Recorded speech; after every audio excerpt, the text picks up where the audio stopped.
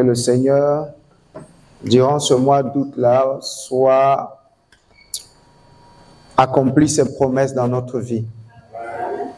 Et que nous ayons des témoignages, que nous puissions aller de gloire en gloire. Alléluia. Je suis chaque fois dans la joie quand je vois Dieu faire du bien à l'un d'entre nous. Quand quelqu'un parmi nous est béni, quelqu'un parmi nous, peu importe le domaine, tu te maries, c'est comme si c'était moi-même qui me mariais.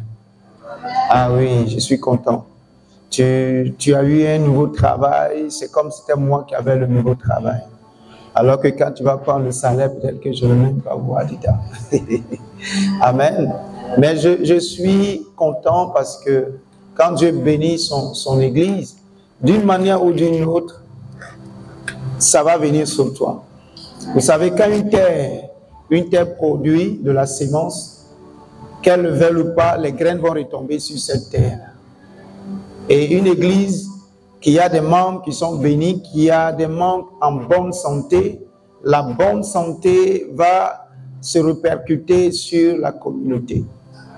Et on aura une communauté forte, une communauté qui va de l'avant. Alors ce matin, les moriphones ne sont pas encore arrivés. Ce matin, tu vas prendre ta Bible, nous allons progresser dans notre enseignement hebdomadaire du dimanche. Matthieu chapitre 25. C'est toujours les réalités du royaume des cieux et les différentes trouvailles, ce qu'on peut trouver dans la maison de Dieu. Nous devons découvrir cela pour ne pas être surpris. Amen. Lorsque quelqu'un est dans un autre pays et qu'il vient au Burkina, il doit savoir qu'au Burkina, il doit connaître ce qui se passe au Burkina. Il doit savoir qu'au Burkina, il fait chaud. Il doit savoir qu'au Burkina, on a beaucoup de poussière. Il doit savoir qu'au Burkina, on mange le tau, on mange le babenda. Il doit commencer à se préparer pour pouvoir s'adapter. Amen. C'est vrai que de temps en temps, il va sortir, peut-être vouloir chercher ce qu'il aime, s'il est français, ou si, je ne sais pas, il est de l'Afrique, mais d'une autre région. Et voilà. Donc, c'est pour dire qu'il y a des choses dans chaque environnement. Et nous devons travailler à connaître ces choses-là, ce qui est bien pour nous, ce qui est bon pour l'environnement, pour que nous puissions nous en approprier et avancer. Et ce qui n'est pas bon nous met également à l'écart. Et lorsque nous nous mettons à l'écart, nous sommes alors bénis et appréciés de la communauté. Alléluia. Et alors ce matin, nous allons regarder encore Matthieu chapitre 25. Nous allons lire à partir du verset 1er. La Bible dit, alors le royaume des cieux sera semblable à 10 vierges qui, ayant pris leur lampe, allèrent à la rencontre de l'époux. 5 d'entre elles étaient folles et 5 sages. Les folles, en prenant leur lampe, ne prirent point d'huile avec elles, mais les sages prirent avec leur lampe de l'huile dans des vases. Comme l'époux tardait, toutes s'assoupirent et s'endormirent. Au milieu de la nuit, on cria, « Voici l'époux, allez à sa rencontre. » Alors toutes ces vierges se réveillèrent et préparaient leur lampe. Les folles dirent aux sages, « Donnez-nous de votre huile, car nos lampes s'éteignent. » Je vais arrêter la lecture à ce niveau et vous pourrez lire toute la parabole des 10 vierges et à la maison. On va prendre Actes chapitre 21. Actes chapitre 21.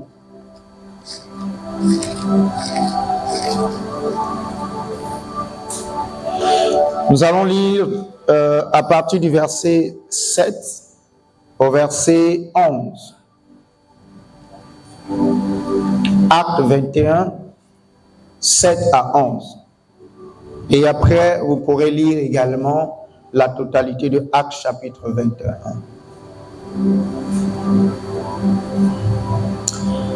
La Bible dit, achevant notre navigation, nous allâmes de Tyr à Ptolémaïs, où nous saluâmes les frères et passâmes un jour avec eux. Nous partîmes le lendemain et nous arrivâmes à Césarée. Entrés dans la maison de Philippe l'évangéliste, qui était l'un des 7, nous logeâmes chez lui. Il avait 4 filles vierges qui prophétisaient. Comme nous étions là depuis plusieurs jours, un prophète nommé Agabus descendit de Judée et vint nous trouver. Il prit la ceinture de Paul, se lia les pieds et les mains et dit, voici ce que déclare le Saint-Esprit. L'homme à qui appartient cette ceinture, les Juifs le liront et de la même manière à Jérusalem et le livreront entre les mains des païens. Amen. Donc voici 2 textes sur lesquels nous allons nous appuyer pour parler du sujet d'aujourd'hui. Dans le premier texte, la Bible nous parle de 10 vierges. 10 vierges qui devraient aller à la rencontre de l'époux. Et pendant qu'elles attendaient, parce que l'époux tardait, elles se sont toutes assoupies. Et au milieu de la nuit, une voix dit, voici l'époux. Les 10 se réveillèrent. Malheureusement, 5 d'entre elles n'avaient pas d'huile. Donc leur lampe était éteinte et elles ne pouvaient plus allumer pour voir. C'est pourquoi je vous dis que la lumière est importante. Parce qu'elles avaient besoin de leur lampe pour retrouver le chemin et aller jusqu'à l'époux. Amen.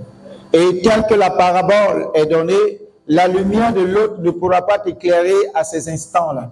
C'est ta lumière qui va te guider, c'est ta lumière qui va t'éclairer. Alléluia. Donc, dans ce texte, la Bible dit que le royaume des cieux est semblable à 10 vierges. Et je voudrais ce matin qu'on puisse parler des vierges dans la maison de Dieu. Amen. Et dans le livre des Actes des Apôtres également, la Bible dit que Paul, dans son voyage, est arrivé chez l'évangéliste Philippe. Philippe, vous allez vous rappeler, c'est un diacre. C'est ceux-là qu'on avait choisi pour s'occuper du service dans la maison de Dieu. Un homme rempli du Saint-Esprit, diacre, mais en même temps évangéliste, qui faisait beaucoup de choses dans la maison de Dieu. La Bible dit que Paul, arrivé dans la ville dans laquelle il était, est allé chez lui. Parce que quand on est chrétien, il faut chercher à être en contact avec les chrétiens du lieu où nous sommes. Que quelqu'un dise Amen. Si tu es chrétien et que dans ton quartier, tu connais des chrétiens, tu dois pouvoir les fréquenter. Tu dois pouvoir parler avec ces chrétiens. Tu dois pouvoir te lier d'amitié. Tu dois pouvoir établir une relation avec ces chrétiens-là. Mais malheureusement, aujourd'hui, ce n'est pas ce que nous constatons. Nous préférons établir des relations avec des gens qui ne sont pas chrétiens qu'avec des gens qui sont chrétiens. Et c'est dommage. Vous allez voir quand d'abord, ils sont arrivés dans une ville. Ils sont allés saluer les frères. Et ils ont même logé chez un de leurs. Et le lendemain, ils ont bougé. Quand ils sont arrivés dans une autre ville, ils ne sont pas allés ailleurs. Ils sont allés chez un autre frère. Ils y ont logé. Amen. Et c'est chez Philippe qu'ils ont logé. La Bible dit que Philippe avait 4 filles. Et ces 4 filles-là étaient vierges. Et qu'est-ce qu'elles faisaient? Elles prophétisaient. Elles prophétisaient. Et dans la maison, vous allez voir que dans la maison de Philippe, il y a un autre prophète qui va venir. La maison de Philippe est vraiment bénie. Que ta maison et ma maison soient bénies comme celle de Philippe. Que ce soit des retrouvailles pour parler de Dieu, pour faire avancer l'œuvre de Dieu, pour glorifier le nom du Seigneur. Car Agabus et 2 prophètes sont venus.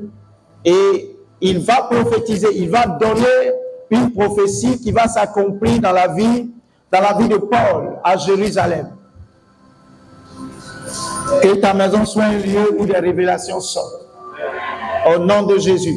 Que ce ne soit pas seulement un lieu où on se retrouve pour se plaindre, où on se retrouve pour se lamenter, où on se retrouve pour faire... Non. Mais que dans ta maison, des révélations puissantes sortent pour diriger quelqu'un. Amen. Mais ce qui nous intéresse ce matin, ce sont ces 4 filles vierges et ces 10 autres filles vierges. Pour dire que dans l'Église, aujourd'hui, nous devons travailler, encourager. Quand on parle de vierge aujourd'hui, on pense seulement à la femme. Non. La virginité est liée aux hommes comme aux femmes comme aux hommes. Mais souvent, on dit une fille vierge. Mais on ne cherche pas à savoir si un homme est vierge ou pas. Parce que ça se dit.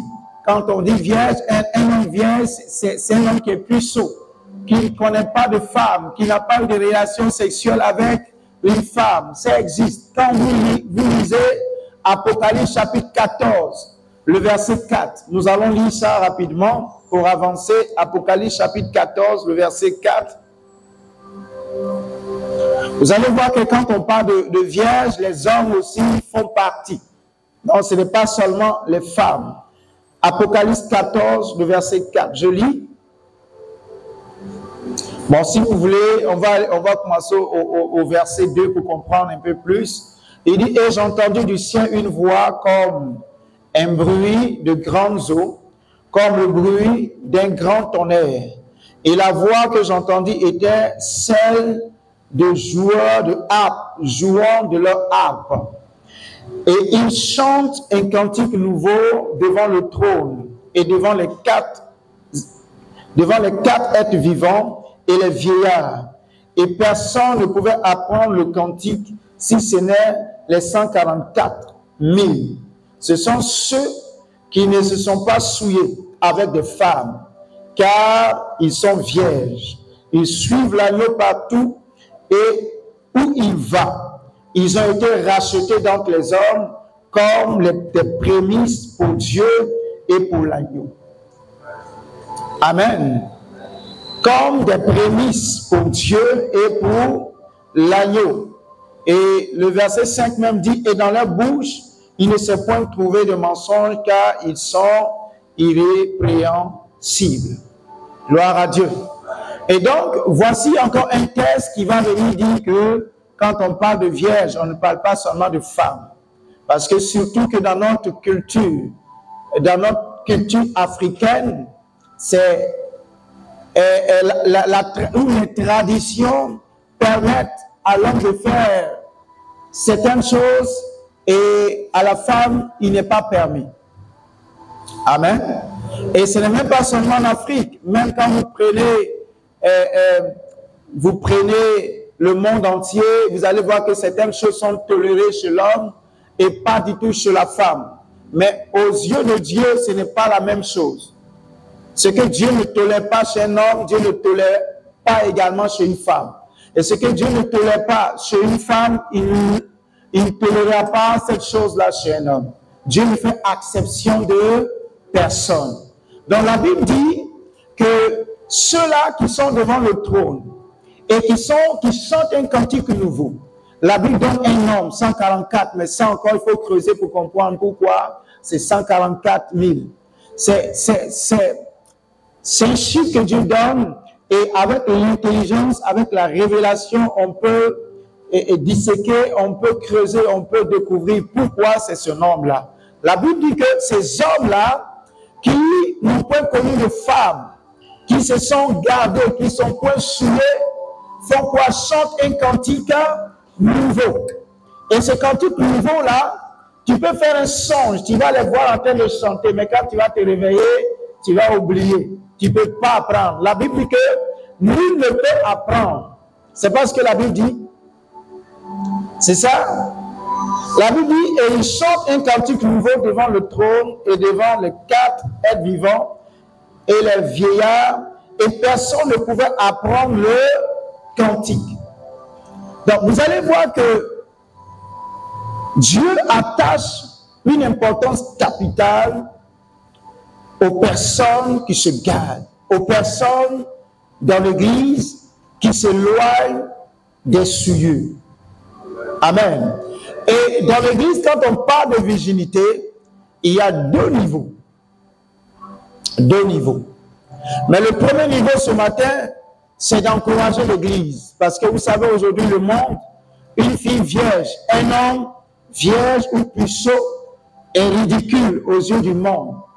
On se moque de lui. Et une jeune fille qui n'a pas de copain, elle devient la risée de ses amis. Une jeune fille qui s'éloigne des rapports sexuels avant le mariage devient la risée de ses camarades. Si c'est une élève, on se moquera d'elle. Si c'est une étudiante, on se moquera d'elle. Alléluia. Et ce qui fait que dans nos églises, on ne met pas en avant cette valeur qui en réalité est une vertu très importante dans l'exercice même de l'œuvre de Dieu. Amen.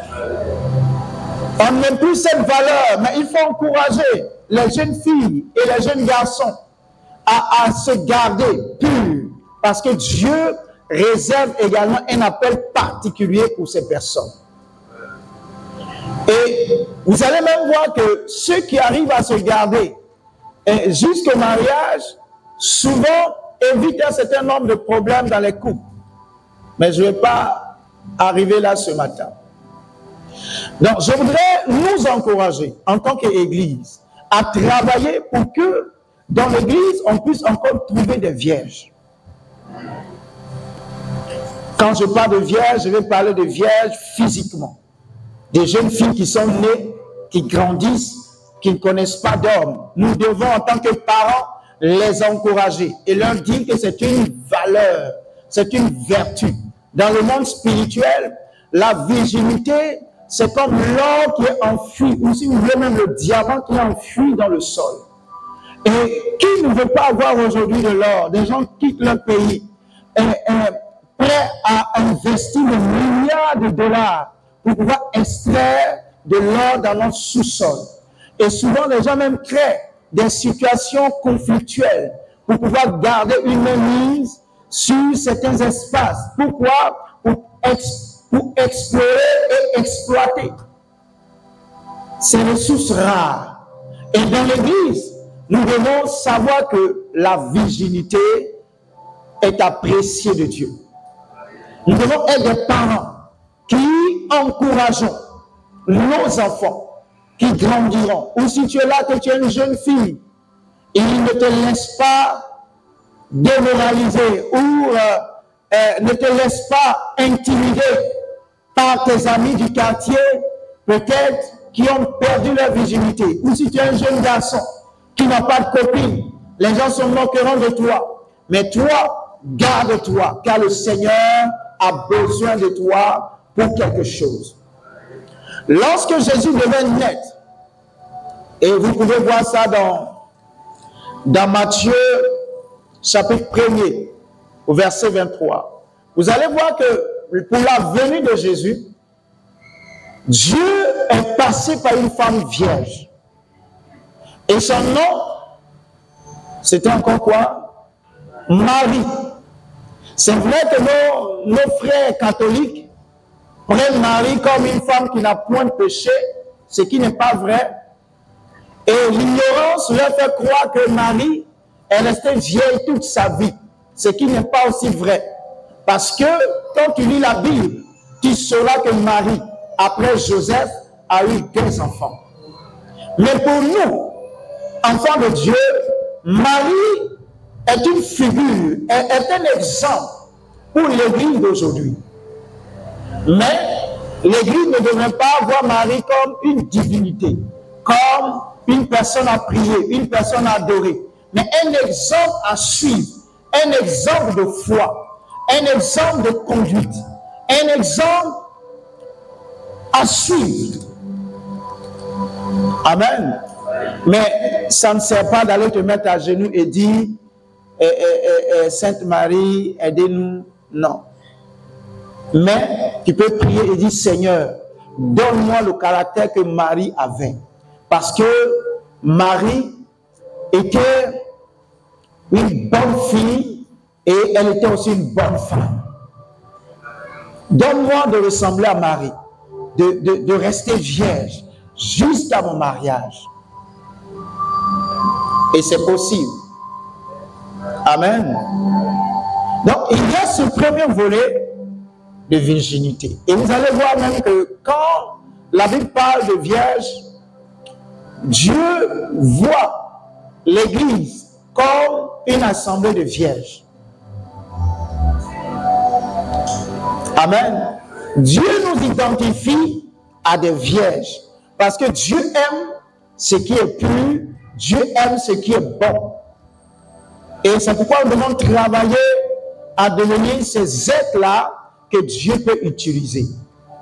Regardez même dans l'enseignement des vases d'honneur. La Bible dit que c'est celui-là qui pourra se garder des souilles de ce monde, qui deviendra quoi? Un vase d'honneur, utile à son maître. C'est pourquoi, parents, nous devons encourager nos enfants. Nous devons encourager la jeunesse, encourager les jeunes filles, les jeunes garçons à se préserver. Car c'est une gloire devant Dieu. Devant les hommes, c'est une honte. Devant la jeunesse d'aujourd'hui, c'est une humiliation que d'être une jeune fille sans copain. C'est faux? C'est vrai, n'est-ce pas? Mais devant le Seigneur, c'est une grâce.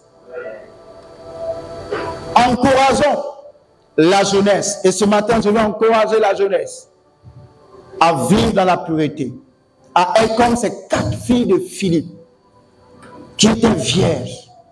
Et non seulement elles étaient vierges, mais elles servaient le Seigneur. Elles suivaient les traces de leur papa, homme de foi et de puissance. Et la Bible dit qu'elles prophétisaient. Donc la maison de Philippe était vue comme la maison où il y a 4 filles vierges. Ce n'est pas une maison où il y a des filles, excusez-moi du terme, dévergondées qui vivent n'importe comment, qui font n'importe quoi. Non. Mais Philippe a pu donner des instructions, a pu veiller sur ces filles. Elles ont grandi et elles sont restées vierges. Que Dieu nous donne d'avoir des enfants, de les élever et que cette vertu s'attache à leur vie. Ne soyons pas ces parents-là qui, arrivent à un certain moment, poussent leurs enfants, va faire un enfant. Je suis en train de vieillir, tu n'es pas encore marié, va faire un enfant. Non. Croyons dans les promesses de Dieu. Alléluia. Il y a des parents qui sont souvent même chrétiens, des mamans chrétiennes qui vivent de son prophétesse, intercesseuses, évangélistes, même malheureusement qui ont peut-être une fille qui n'est pas mariée jusqu'à 28, 30 ans. Déjà, elles sont inquiètes. Ma fille, je vais bientôt mourir. Même si tu ne vas pas te marier, fais-moi un enfant. Tu veux qu'elle parte faire l'enfant comment? Tu invites ou tu encourages ta fille à aller forniquer. Mais nous, en tant qu'enfants de Dieu, nous devons comprendre que garder sa pureté et attendre le temps de Dieu est très essentiel. Alléluia. Alors, ne mettons pas de pression sur nos enfants ou sur nos soeurs, sur nos connaissances, pour que ces personnes-là partent se livrer.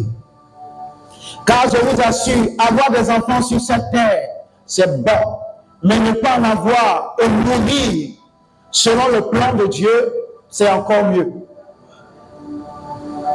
Amen. C'est encore mieux.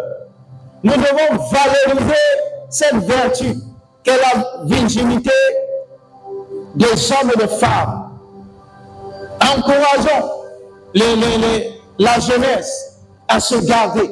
Encourageons la jeunesse à travailler pour garder ses valeurs. le monde dira, si tu ne l'as pas connu, ou si vous savez, le diable a toujours développé des théories pour nous décourager. Et non, dans une église, il y a un jeune frère qui a rencontré une jeune fille qu'il a aimée, et puis ils se sont mariés, et puis arrivé dans le foyer, le frère était impuissant. Donc, pour ce cas-là, on le prend et on va le généraliser pour dire, ma soeur, il faut l'écouter d'abord pour voir. Si tu rentres comme ça, puis demain, maintenant, c'est pas ça, tu fais comment? Voici la mentalité du monde. Et cette mentalité est acceptée par l'Église. Et c'est dangereux. Aujourd'hui, il y a des examens qu'on fait sans pour autant se souiller. C'est pourquoi je dis, gardons-nous, que la jeunesse se garde. Si tu veux t'assurer que ta compagne ou ton partenaire est normal, il y a des examens médicaux qui le prouvent. Tu n'as pas besoin d'aller te souiller. Ah, votre amen ce matin. Là. Nous devons prier pour cela. Et souvent, les hommes, quand ils rencontrent une fille et que la fille dit je suis vierge, ils sont contents. Mais c'est eux-mêmes qui passent leur temps à dévierger les filles. Que Dieu pardonne aux hommes. Ils détruisent les filles des autres. Maintenant, quand ils veulent se marier, je veux une vierge. Que le Saint-Esprit te donne un cocotat. Amen. Ramenons cette valeur-là à l'Église. Ramenons cette vertu à l'Église. Et n'ayons pas peur de parler de cela. Vous voyez, la Bible dit il avait 4 filles vierges. Ce n'est pas une honte. Au contraire, c'est vrai qu'on ne connaît pas leur nom, mais on sait qu'il y avait des vierges dans la maison de l'évangéliste Chili. Et c'est très important. Encourageons nos jeunes sœurs. Aujourd'hui, les réseaux sociaux, TikTok, Facebook, WhatsApp, toutes ces choses-là font que la pureté même devient chose impossible. Et dès que les enfants commencent à grandir, on commence déjà à les initier, à leur dire que vous pouvez passer à l'acte. Mais l'Église doit prêcher la parole de Dieu. N'ayons pas peur de dire ce que la Bible dit. Ce qui est impossible à l'homme est possible à Dieu. Nous pouvons encore avoir des vierges à l'Église, des hommes comme des femmes. Amen. Et vous savez, lorsque on se garde, déjà dans Apocalypse, vous venez de voir que Dieu donne un cantique nouveau aux hommes et aux femmes qui sont gardés de toutes souillures. Et c'est eux seuls qui sont capables de chanter ce cantique. Personne ne peut apprendre ce cantique. C'est une grâce. Tout le monde chante. Mais tout le monde ne chante pas un cantique qui est incapable d'être appris. C'est une grâce. C'est une consécration qui apporte des grâces particulières. Alléluia. Nous allons prendre Exode chapitre 22.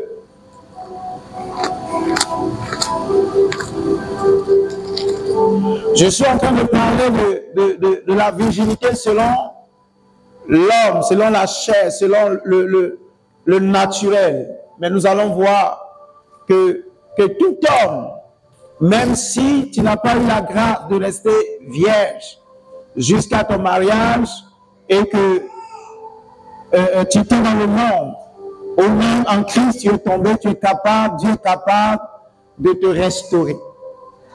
Alléluia. Exode chapitre 22.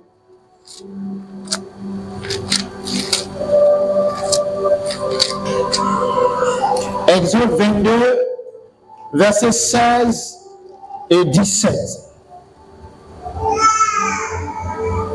Ça, c'est le test du pasteur Gédéon. C'est son test qu'il prend pour dire aux gens. Amen. La Bible dit, si un homme séduit une vierge qui n'est point fiancée et qu'il couche avec elle, il paiera sa dot et il la prendra pour femme.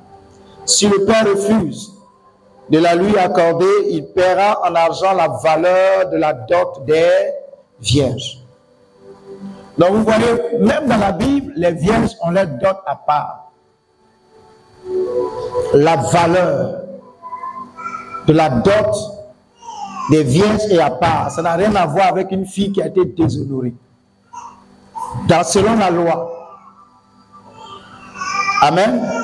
Donc la Bible dit, et vous voyez ici, la Bible dit, si un homme séduit une vierge qui n'est point fiancée, et qui couche avec elle, il paiera sa dot et la prendra pour une femme. Donc ça veut dire aussi que il y a une autre loi qui va s'appliquer à tout homme qui séduira une vierge fiancée. Donc ça veut dire que quand on est fiancé, on n'a pas, être fiancé ne nous donne pas le droit de coucher. Ce texte-là nous dit ça. Parce qu'on est fiancé et en même temps on est vierge. Quand on médite et on réfléchit, on comprend que Dieu veut dire que quand on est fiancé, on n'a pas la licence, si vous voulez, on n'a pas le OK de Dieu pour se découvrir. Non, ce n'est pas biblique. C'est pourquoi vous verrez, même Marie, elle était quoi? Fiancée à Joseph. Mais est-ce qu'elle n'était pas vierge? Elle était fiancée, mais elle était vierge. Donc, le fait d'être fiancé, la Bible ne parle même pas d'amitié. Parce que quand on est amis, ça veut dire qu'on n'a encore rien fait. Mais quand on voit les parents, on fait déjà le premier pas, les parents nous connaissent, on peut dire qu'on est à l'étape de fiançailles. Mais on fait l'étape vers les parents, mais bibliquement parlant, Dieu ne nous donne pas son focus, Dieu ne nous donne pas son mandat pour se découvrir l'un et l'autre. On doit continuer à travailler pour arriver au mariage, et c'est seulement après le mariage que Dieu nous donne la clé, que Dieu nous donne son OK pour découvrir l'autre. Ton amen reste dans ton ventre. Il faut bien dire amen. Amen. Donc la Bible dit ici,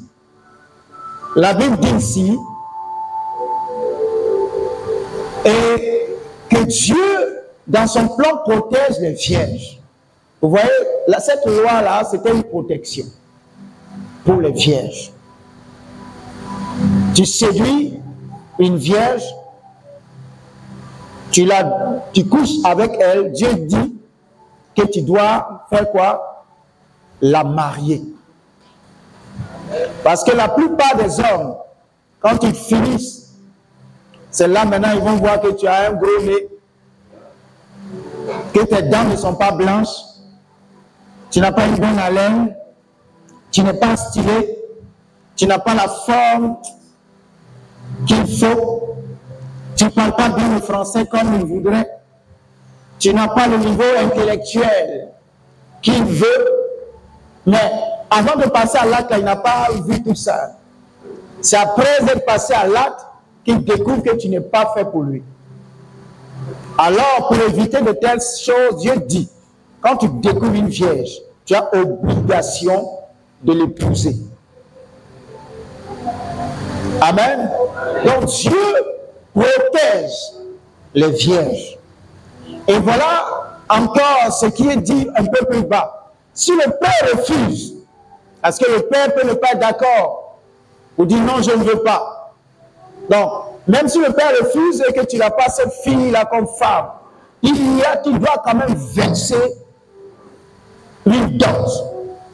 Comprenez, jusqu'où Dieu considère la virginité. Amen. Lévitique 21. Lévitique 21, 5.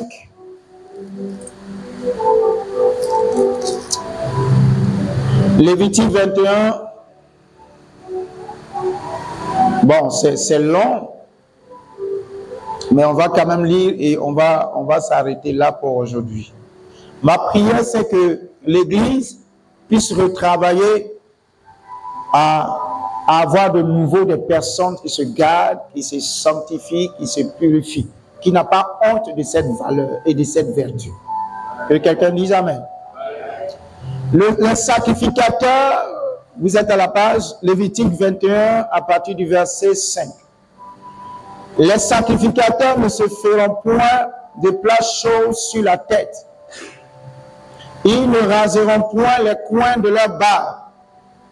Et ils ne feront point d'incision dans leur chair. Ça, c'est pour parler également des tatouages. Ils seront saints pour leur Dieu. Et ils ne profaneront pas le nom de leur Dieu, car ils offrent à l'Éternel les sacrifices consumés par le feu, l'aliment de leur Dieu. Ils seront saints. Ils ne prendront point une femme prostituée ou déshonorée. Ils ne prendront point une femme répudiée par son mari, car ils sont saints pour leur Dieu. Tu regarderas un sacrificateur comme saint, car il offre l'aliment de ton Dieu. Il sera saint pour toi, car je suis saint, moi l'Éternel qui vous sanctifie. Si la fille d'un sacrificateur se déshonore en se prostituant, elle déshonore son père, elle sera brûlée au feu. Ah, la loi l'a dit. Le sacrificateur qui a la supériorité sur ses frères, sur la tête duquel a été répandue l'huile d'onction et qui a été consacré et revêtu de vêtements sacrés, ne découvrira point sa tête et ne déchirera point ses vêtements. Il n'ira vers aucun mort, il ne se rendra point impur, ni pour son père, ni pour sa mère. Nous continuons. Il ne sortira point du sanctuaire et ne profanera point le sanctuaire de son Dieu, car l'huile d'onction de son Dieu est une couronne sur lui. Je suis l'Éternel. Il prendra pour femme une vierge. Il ne prendra ni une veuve, ni une femme répudiée, ni une femme déshonorée ou prostituée. Mais il prendra pour femme une vierge parmi son peuple. Il ne déshonorera point sa postérité parmi son peuple, car je suis l'Éternel qui le sanctifie. Donc vous voyez, dans la loi, dans le plan de Dieu, un sacrificateur ne se marie pas avec n'importe qui, n'importe quelle fille. Et une fille vierge également était destinée à ceux-là qui, la Bible dit, qui donnaient l'aliment, qui donnaient la nourriture à Dieu. Amen. Et vous voyez, Dieu tient tellement à la pureté. Il dit, si la fille d'un sacrificateur se fait déshonorer ou se livre à la prostitution, qu'est-ce qu'on doit faire? On doit la brûler. C'est cruel, c'est dur. Mais la Bible dit que la loi est un pédagogue. Et c'est pour nous montrer à quel point Dieu s'attachait à certaines choses qui vont s'accomplir dans le Nouveau Testament. Amen. Et ceux qui n'ont pas la révélation, vous allez voir, vont continuer à prendre cette loi et vont l'appliquer. C'est pourquoi vous allez voir dans certaines religions, on va lapider des gens qui commettent la fornication, qui commettent l'adultère. Mais souvent, ce sont les femmes qu'on lapide. Les hommes, on ne les lapide pas aussi. Vous ne me croyez pas? Je vais lire un texte biblique, vous allez voir. La femme qui a été prise en flagrant délit de quoi? Le monsieur, là, on l'a pris aussi. Ceux qui sont le plan là, ce sont ses amis. Et tous ils font ça. C'est pourquoi ils ont juste pris la femme. Et ils ont pris la femme parce que ils voulaient piéger Jésus. Mais les sacrificateurs auraient pu dire, mais où est l'homme? L'homme avec qui elle a commis cet acte? Parce que la Bible dit en flagrant.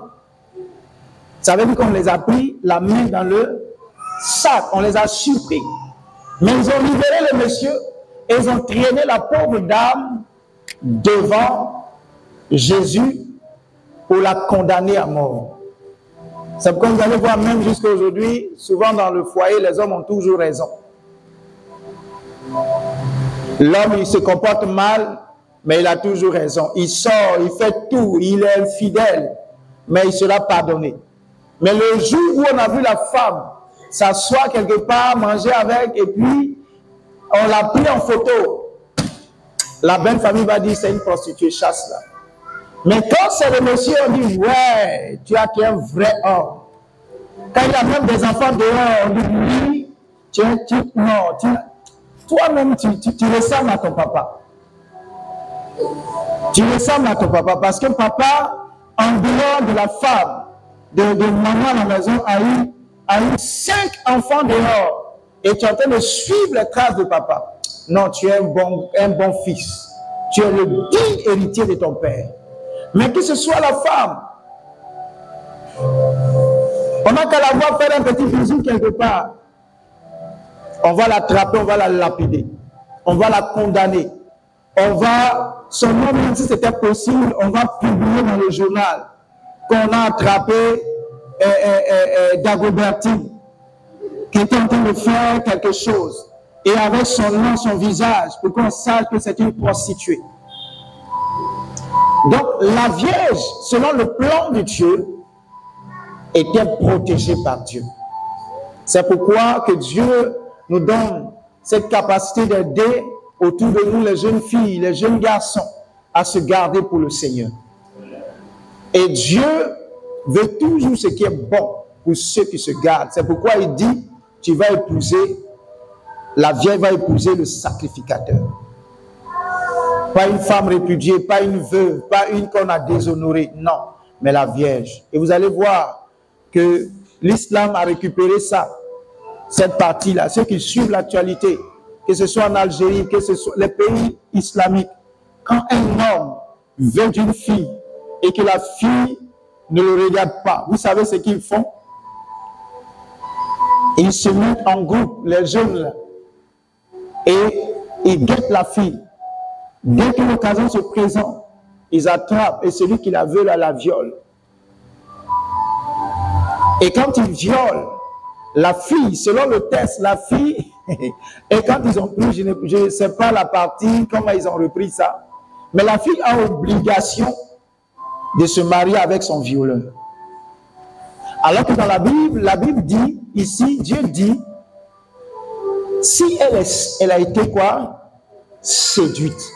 La Bible ne parle pas de viol, car le viol est un crime.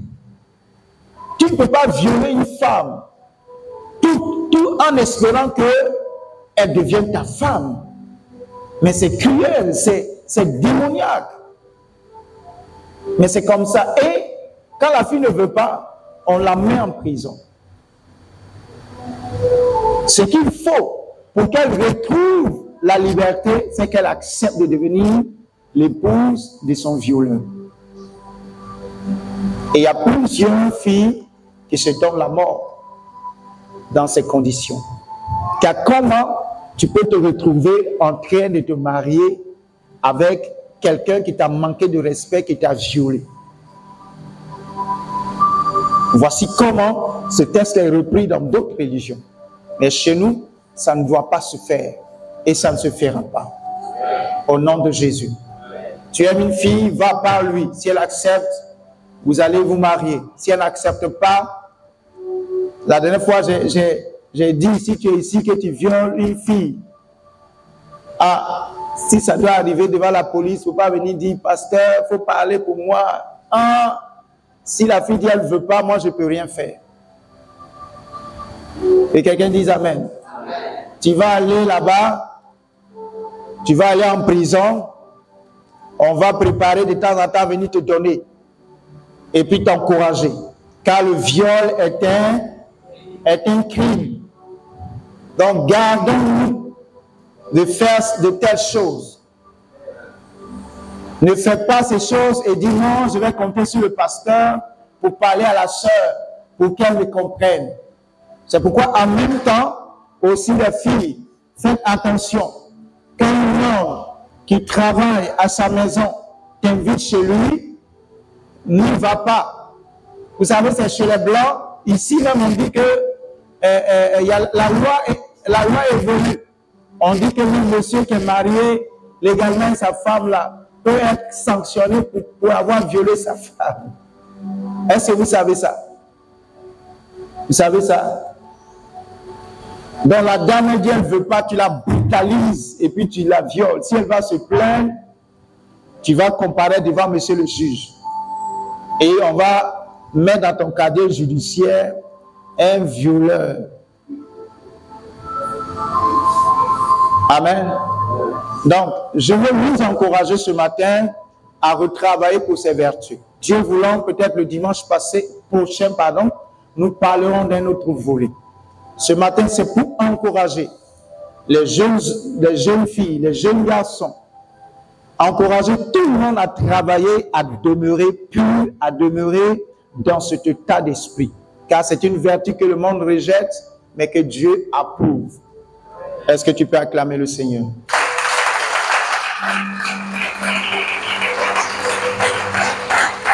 Est-ce qu'il y a une question ce matin? Oui, maman? Ma question ce matin,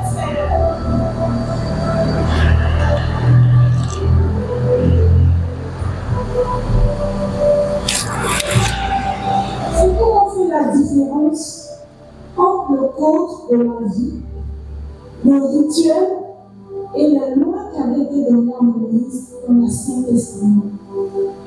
Parce que on voit qu'il y a le rituel qui a été accompli par Jésus-Christ. Et c'était 19. Ça, c'est dans l'Ancien Testament. Donc, par exemple, on n'a plus un sacerdoce où le prêtre doit s'habiller ici. Mais il y a quand même des choses dans l'Ancien Testament. Chaque verset de l'Ancien Testament a son correspondant dans le Nouveau Testament. Donc, comment peut-être apprendre un nouveau chrétien à faire la différence? Parce que quand on dit Jésus a accompli la loi, pour lui, tout ce qui sort de l'Ancien Testament ne peut plus être applicable. Donc, c'est cette différence-là. Ce matin, je voulais nous expliquer. D'accord. Voilà ce que je vais dire. Quand quelqu'un est rempli du Saint-Esprit, est né de nouveau, c'est des débats dans lesquels la personne n'entrera pas. Parce qu'il y a des choses dans l'Ancien Testament, et je vous ai déjà dit que la loi avant s'attachait beaucoup au rituel, à certaines pratiques. Par exemple, les ablutions, par exemple. Les Juifs faisaient les ablutions. Dans la loi, il fallait faire les ablutions avant de prier. Et vous allez voir que au mariage de Cana, c'est quoi? Qu'est-ce qu'ils ont rempli encore avec l'eau? C'était des vases. La Bible dit que ces vases-là servaient à la purification des Juifs. Donc, et lorsque vous lirez la Bible dit que c'est la parole qui nous purifie. Ce n'est plus l'eau qu'on met, comme on appelle, dans un célidaga pour aller laver ses narines. Non, ce n'est plus ça, c'est la parole de Dieu.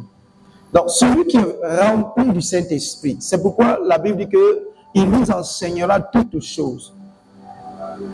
Il vous enseignera toutes choses. Il vous fera comprendre que telle chose a été accomplie et voici ce à quoi il faut maintenant s'y attendre. C'est pourquoi chacun doit prier. Parce que si je vais me mettre là à peut-être expliquer dans la loi, voilà, non.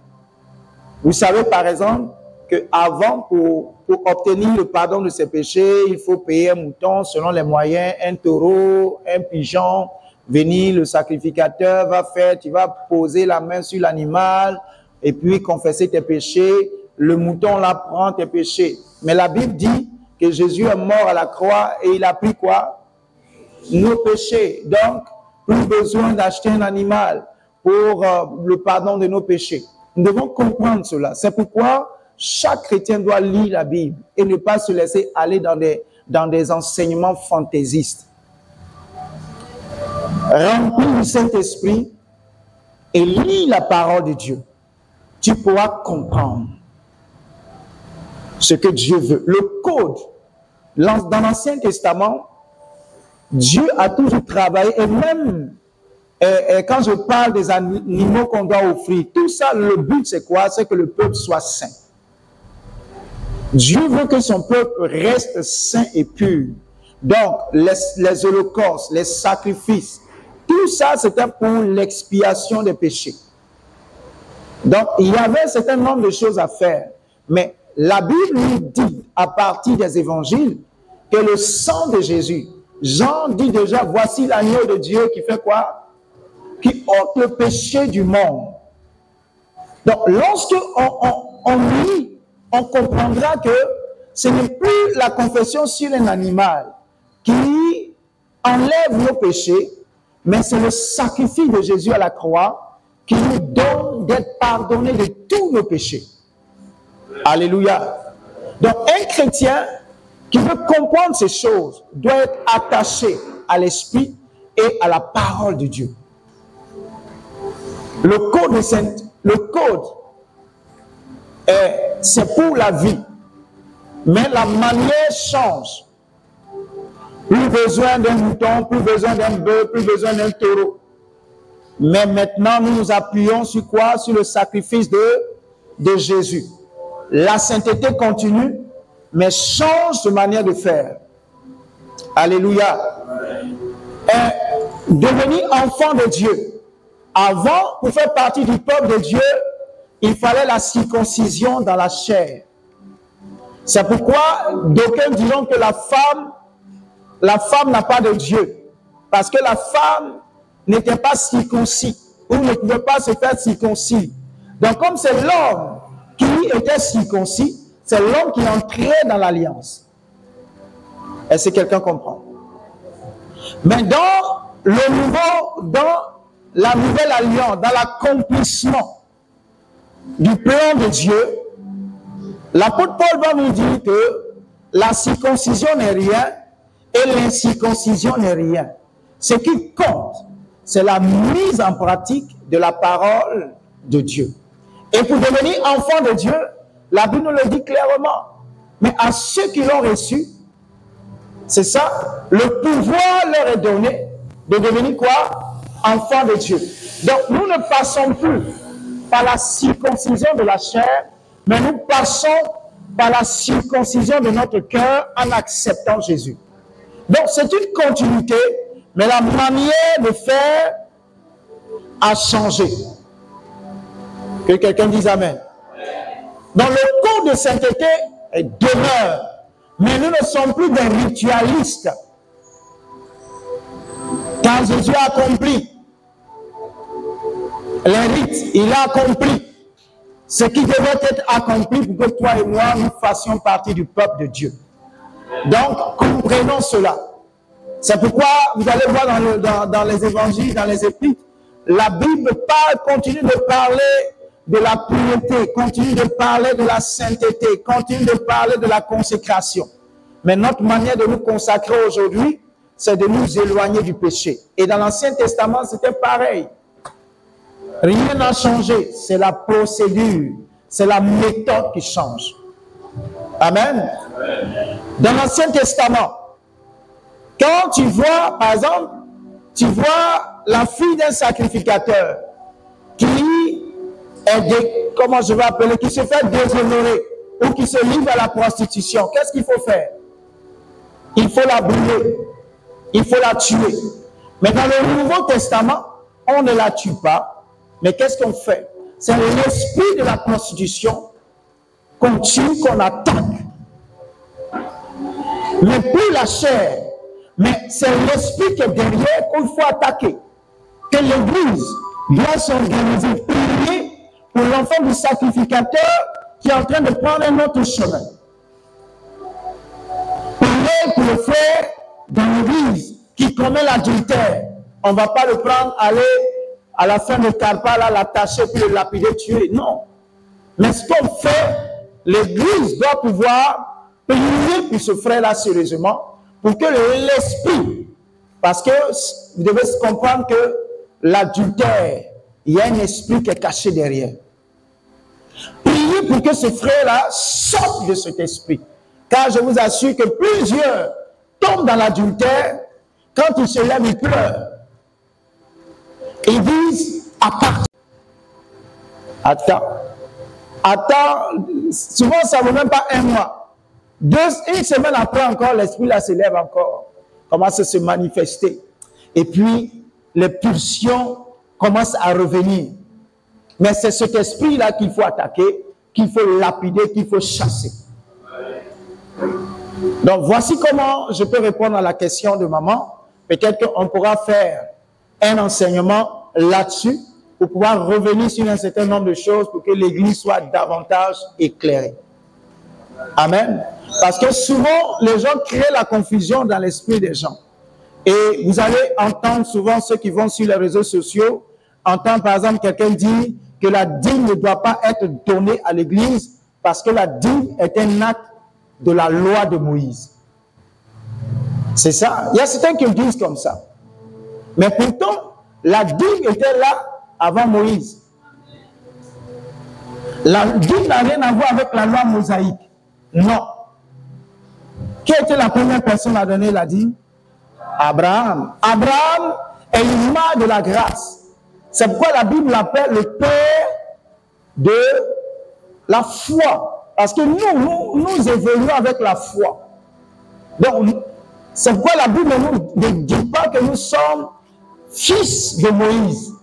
Mais nous sommes, souvent, là, quand on lit, nous sommes fils d'Abraham. Parce que Abraham, c'est de lui que vient la foi. Amen. Donc, celui, par exemple, qui va dire, non, ne donnez pas votre dîme, ne donnez pas votre dîme, ne donnez pas votre dîme, c'est un esprit démoniaque et qui veut vous couper d'une certaine grâce, qui veut vous éloigner de la grâce, rattaché à la dîme et aux offrandes. Et ils sont tellement attachés à cela. Mais quand vous lisez le Nouveau Testament, par exemple, concernant l'argent dans l'Église, l'apôtre Paul dit que celui à qui on enseigne fasse part de quoi? De tous ses biens. Donc là où vous êtes là, chaque fin de mois, quand on vous paye, si on veut suivre le Nouveau Testament, ah papa, ce mois-là, voilà ce que j'ai eu. Je prends, je dis, bon, ma fille, Léocanie, est-ce que tu as beaucoup de dépenses ce mois? Non, papa, je veux juste faire mes ongles. Bon, tiens, 10 000. Laisse papa, papa a beaucoup de choses à faire. Et puis on est venu. C'est ce que le Nouveau Testament, si on veut l'appliquer, faites part, montrez au pasteur, à l'enseignant, ce que vous gagnez. Et c'est le pasteur maintenant qui va s'occuper de dire, bon, ta maison coûte combien? Enlève, paye ça, le reste, tu envoies. Mais ça, si tu appliques ça, ton nom va sur tous les réseaux sociaux pour dire que voici un pasteur escroc. Mais en même temps qu'on refuse de donner la dîme, on refuse également de pratiquer ce que le Nouveau Testament dit. L'apôtre Paul dit que celui qui t'enseigne la parole doit profiter également de tes biens matériels. C'est biblique. Les Nigériens, là, ils ne jouent pas avec ça. Ils ne jouent pas dans leur leadership. On leur inculque ça. Et c'est pourquoi vous allez voir les églises anglophones prospèrent. Et les chrétiens même aussi prospèrent. Mais les francophones, regardez, je vais conclure par ça, il est 10h presque 30. Regardez la cérémonie d'ouverture des Jeux olympiques. Ils se sont moqués de la foi chrétienne. Ils se sont moqués de beaucoup de choses de l'Église. Ça, c'est la France.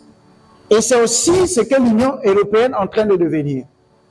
Se moquer de tout ce qui est la foi, tout ce qui est de Christ. Ils se sont moqués de Christ. Ils se sont moqués de la Sainte Seine. Ils se sont moqués de tout ce qui est sacré pour l'Église. Ben, vous voyez que personne n'en parle. Ça ne fait pas de grand bruit. Peut-être si ce matin je n'en parlais pas, toi-même tu ne savais pas. C'est pourquoi je dis souvent, pour bien prier pour l'Église, il faut souvent aussi s'informer. Il ne faut pas laisser la dire, moi, c'est... Il y a des révélations qui sont là, c'est toi qui dois aller vous trouver. Amen. Est-ce que tu peux acclamer le Seigneur? Je vais m'arrêter là ce matin. Maman, c'est bon quand même. On va faire un enseignement peut-être dessus pour que les gens comprennent que les gens n'aiment pas certains versets de l'Ancien Testament, mais quand ça vous dit je serai la tête et non la queue là, c'est leur voix on entend. Mais pourtant, c'est l'Ancien Testament. Est-ce que vous savez que marcher sur le serpent et la spique là, ça n'a pas commencé dans le Nouveau Testament. Quand vous lisez les psaumes, vous verrez que David le dit. Tu vas te tenir debout.